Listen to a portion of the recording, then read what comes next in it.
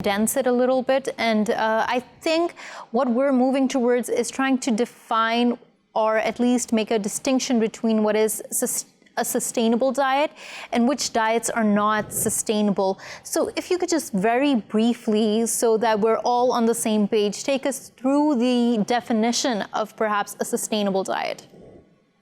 A sustainable diet is one that is using food as close to its natural state as possible. In other words, vegetables and fruits, whole grains, all of these foods that come out of the ground, so like one of the meals that I like to eat is simply making a huge salad with greens and throwing in maybe some brown rice or other nuts, that sort of thing. Eating food as close to its natural state as possible, staying away from overly processed foods that deplete our resources. Right, great. Thank you for that. Stay with me.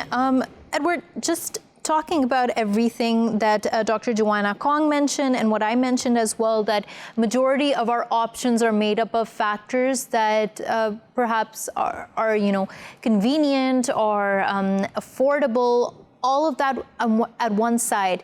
When we talk about the awareness, how much it is increased in regards to the environment, what we need to do to protect it, how much of our food options are sustainable today, do you think?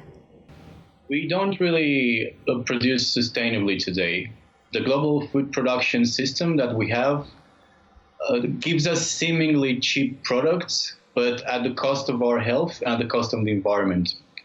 So you could look at the current global food production system as a shark loan.